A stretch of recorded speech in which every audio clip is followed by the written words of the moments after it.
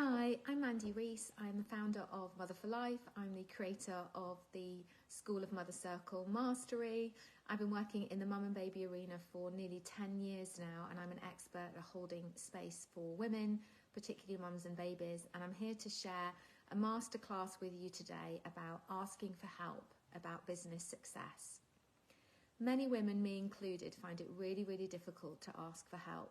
It's a skill that I've really had to relearn and really focused on relearning that skill over the past 3 to 5 years, and it's made a huge difference to my life. I grew up as a very self-sufficient child. I did an awful lot of self-mothering. When I asked for help, it wasn't offered, so therefore I taught myself to stop asking and to do everything myself. And I wore it as a badge of honour, a bit like that good girl perfectionist badge of honour that I don't need anybody. I can do all this for myself. I can sort it out. And it served me well for a while until I became a mum, and then everything fell apart. And then when I became a business owner and I tried to do it without asking for help, it was really, really difficult. So I'd really like to share with you some tips today on why asking for help for many female entrepreneurs is really difficult, so that if you're one of those people like me, you don't feel alone and you know that you're not alone. And also 5 ways in which your feminine energy can help you shift what you feel about asking for help. I want to caveat this by saying asking for help feels really difficult because it exposes you to vulnerability, and it exposes you to people saying no, and that can be hurtful, and we don't like that. So your heart feels it, your soul feels it, and your feminine feels it as well, because she's opened herself up to vulnerability. And then when someone says no, she feels hurt, she recedes back behind her protective wall, and she doesn't come out again. So I hear you and I feel you if this is something that you feel. I also did a recent survey on LinkedIn, and I asked female business owners to let me know whether they found it easy, okay, or difficult to ask for help. At the moment, I have a couple of days running on my poll. 23% of people were good at asking for help. 29% they said they were okay, but only when they were desperate, and 43% said that they were no good at asking for help and they found it really hard. So that's 48% of people who didn't like asking for help, and 29% of female business owners who only did it when they were desperate. So you're not alone if this feels really difficult for you. The purpose of this masterclass is to help you understand why you're finding asking for help difficult, and then also to share with you ways in which, by leaning into your feminine, you can find asking for help more easy, so you can shift that internal dialogue and you can get out there and start asking for the support that you deserve and that you need, because we honestly can't run businesses and we can't run our lives on our own. So let me start by sharing why you might find it difficult to ask for help. All of these might resonate with you, only a couple might. The first one is social expectations and stereotypes. We subject ourselves to social stereotypes as caregivers, which women generally are, whether we're mums or not. We're seen as the caregivers in the family, and therefore this expectation that we should be able to handle everything that life throws at us without needing to ask for help from other people. And we fear that if we ask for help, we'll be perceived as incompetent or weak or hysterical or stressed. All of those awful stereotypes that get thrown at women, when really what's happening is they're struggling with the overwhelm of having too much to do and no one is offering the help that they need. So just check that you're not allowing societal expectations to land on your shoulders, and that's what's stopping you asking for help. Another one is fear of being underestimated. The business world is still very male dominated, and that isn't because men are awful. That's simply, historically, that's the way the world has developed.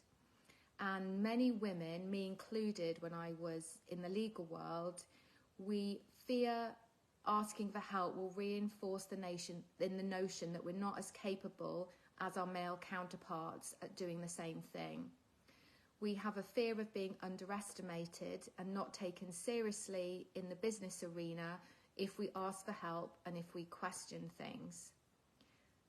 I'm going to come on to it a little bit later, but actually asking for help is actually the opposite. It shows that you're curious, It shows that you're inquisitive, and it shows that you're intelligent enough to know that there is a question here that needs answering. But in a business environment, whether that's in a networking meeting, whether you're working for a large corporation, or even within your own business, that we kind of expect ourselves to know everything, and we worry what people will think if we ask for help. Good old imposter syndrome. This is the third one, which I've covered in a previous masterclass. We think we have to be 100% competent in order to be able to do a job. I think there was a survey a few years ago where we looked at men and women applying for a new job. Women will look at a job description and decide that they have to be able to do about 90% of that job before applying for it. Men will look at it and think if they can do 50% of it at the moment, then it's fine, and they'll apply for it. So more women than men have this expectation on ourselves that we have to be able to do everything in order to be competent at our role. And if not, that imposter syndrome makes us feel overwhelmed, feel daunting, and we feel frauds in that role. I've done a recent masterclass on imposter syndrome, so if you're interested in learning a little bit more about that, then please head to that masterclass. The fourth one is that many women and our feminine are perfectionists. We have a pressure on ourselves to be perfect, to seamlessly manage everything, to not look like we're struggling, and perfectionism tends to affect more women than men. This drive means that we don't want to ask for help because we think that it's admitting failure and admitting that we're not good enough. Perfect just doesn't exist. Please take that pressure off your shoulders and just check in whether the reason you're not asking for help is because you think you have to be perfect. And then kind of one of the fifth reason of one of the many reasons female entrepreneurs find it difficult to ask for help is that we don't always have such a big network. It's harder for women, although it is changing, and I'm a member of some beautiful networking groups close to where I live, but often a woman's business network isn't as wide as a man's network, so she lacks mentors and advisors and supportive people that she trusts, that she can go to ask for help, where she knows that help will be offered and they won't make her feel stupid either. So perhaps have a think about whether you have trusted people within your business network, within your organisation if you're working for an organisation, or within your local community, even within your family that you can go to for business support. So there are many reasons that women find it difficult to ask for help within their business, and I've touched on 5 today. There's social expectations and stereotypes, the fear of being underestimated, imposter syndrome, perfectionism, and lack of a really wide and supportive business network. Then how can we use our feminine energy to overcome these things and encourage us to ask for help, and to know with absolute certainty that asking for help is a good thing and doesn't show us as weak or imperfect or not capable of running our businesses or doing our various roles? The first one is going back to that beautiful feminine intuition of yours. Use her to guide you as to where and when the right places for you to ask for help are. Stop the old stories of where you have asked for help in the past and it hasn't worked. I spent so many years of my life asking for help in the wrong places. But in my head, they were the only places that I had. And when help wasn't offered, I just stopped asking for help. But I wasn't asking in the right places. I didn't trust my instincts on the people and the resources that I should be going to, the training that I should be signing up for. I'm very good at following the shiny thing rather than really trusting my intuition and saying, do I resonate with this person? Do I want to be working with this person? Do I trust this person? Before you ask for help, just check your intuition, check your gut feeling. Does this feel right? Do I feel comfortable with this person? Do they feel trustworthy? And then in that situation, ask for help. Not everybody can help, and it doesn't mean they don't want to. It might mean that at that time they can't help because of their capacity or the particular thing you have they can't help with. But if you narrow down your trusted group of help, people you seek help from, then you will find that there is help out there for you, but trust your instincts on that. The other one is be empathetic. Women, the feminine can empathize really, really deeply with other people, and that builds a huge amount of understanding and compassion. So we can create supportive environments in which mutual kind of assistance and collaboration is offered. So within your workplace, notice what's going on with colleagues, check in with them. In your business, do the same. If you're at networking meetings, you find your trusted people and be honest and open with them and empathetic, so that they understand your challenges, you get to understand theirs, and there becomes this sense of mutual trust and collaboration, and everyone offers to help each other. That's been my experience of finding the right networking meetings with the right people that I resonate with and that I trust with, and where my feminine feels very, very safe. So a lot of asking for help is about feeling safe. Collaborate. Again, find people to work with. Find other women who are running their own businesses, other female CEOs, and come together in a real business sisterhood and dismantle these barriers we have to trust and safety amongst each other. I have come from a place where I mistrusted and actually disliked the feminine, both in myself and other women. I would either see them as weaker than me or scarier than me, because I didn't actually love the woman that I was. But through working on my own relationship with my inner masculine and feminine, I've moved into a really positive, empowered space where I trust other women. I bring them into my network in the right situations. I go out and actively seek collaborations, and I want to work with women. And that has made it much easier for me to ask for help. It doesn't happen overnight. I had to recognize what was going on with me internally, and I had to do a lot of inner soul searching. I had to let some people go before I was able to let other people in. So I'm not saying this is easy, and I acknowledge how hard it might feel. But by seeking collaborations and realizing that there are some awesome women out there, some awesome men out there, but it often starts with us sorting out what's going on inside of us. But by seeking collaborations, it's much easier to ask for help. Also, remember how resilient your feminine is.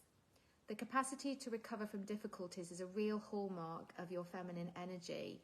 You know, women are truly resilient, and we can inspire both ourselves and each other to look for opportunities to growth and to understand what it's like to overcome obstacles and to achieve success.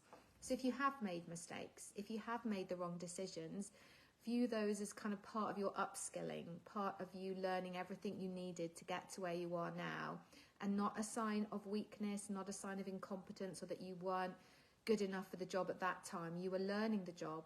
You took on those skills, you were resilient and determined, and your feminine, when she wants to, she can really dig her heels in as much as your masculine, but she can often be more kind of outside of the box thinking. She can bring a whole new perspective onto problems to overcome them.